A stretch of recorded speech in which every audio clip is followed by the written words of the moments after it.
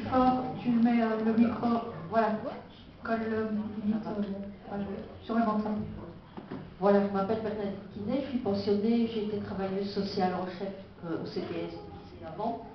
Donc, moi, ma question, évidemment, c'est sur la pauvreté, mais il y a de plus en plus de pauvreté. Les travailleurs sociaux sont soumis à de plus en plus de pression. Il y a des associations comme l'ADAS, Association de défense des allocataires sociaux, qui se mobilisent. Je voulais savoir au niveau du parti, parce que je suis aussi au PTB, je suis au PTB Basse-Meuse. Je voudrais bien que tu développes le programme du parti si on venait au pouvoir en matière de solidarité, parce que pour moi, bien sûr, la lutte contre la pauvreté n'est pas une question de charité, mais de justice sociale.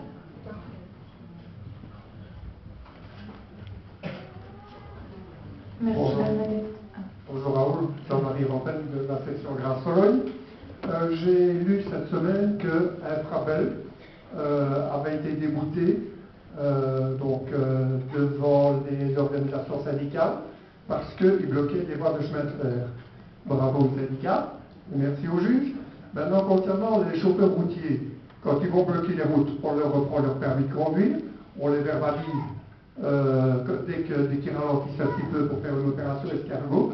C'est malgré tout le lieu de travail aussi, puisque c'est la motivation du juge. Est-ce que ça ne peut pas faire jurisprudence?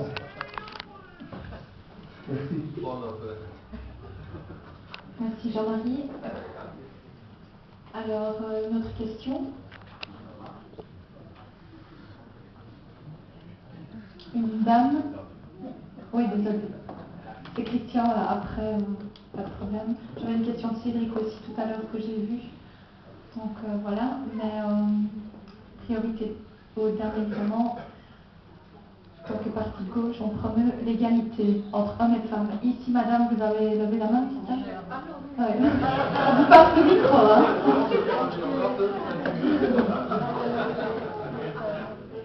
Une dame, monsieur. Mais je sais noter que vous avez levé la main. Une question sur le revenu. Attends, voilà, merci. Je veux juste savoir si c'est un point sur le revenu.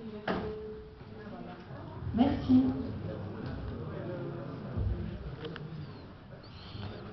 Donc on a encore une question, on aura encore un jeu. Donc on avait déjà Cédric qui m'avait demandé tout à l'heure. Non, Cédric dans le fond qui m'a demandé tout à l'heure. Après j'ai Christian et monsieur qui est là. Et puis vous monsieur, j'ai bien reçu. D'abord Cédric Donovan, tu passes le micro. Merci. Bonjour à tous et à toutes, bienvenue à tous. Salut Raoul. Et donc voilà, moi je suis blogueur sur internet, etc. Et par rapport à ce que j'ai entendu tantôt, j'ai entendu qu'on avait dit que apparemment il y avait une loi qui interdisait en dehors des 5 jours pour demander de venir travailler. Donc on va dire, on prend un exemple en tant qu'intérimaire. Apparemment il y avait une loi qui interdit, comme tu l'as dit précédemment, qu'il fallait 5 jours ouvrables pour pouvoir demander une mission. Et moi, à l'heure actuelle, je vois qu'il y a beaucoup de jeunes à qui on demande à midi pour aller travailler à 14 heures. Et s'ils le refusent, non seulement ils se voient refuser un refus de travail, mais qui plus est, ils perdent directement leur possibilité au niveau du travail. Ça, c'était vraiment une question vraiment que j'avais très importante envie de développer avec vous. Et l'autre question, c'est par rapport aussi, quand on a parlé des chartes de chômeurs, moi je ne comprends pas qu'en 2017, quand vous vous présentez pour avoir un travail, on vous dit, monsieur, est-ce que vous avez le plan Activa? Non. Ben écoute, chôme pendant 2 ans, et peut-être que dans 2 ans, on donnera le boulot. Alors, d'un côté, on te demande de chômer pendant 2 ans pour avoir le droit à l'Activa, et pendant ce même temps-là, on fait une charte de chômeurs. Donc, on est un petit peu coincé à ce niveau-là, quoi. Voilà. Merci beaucoup. Merci.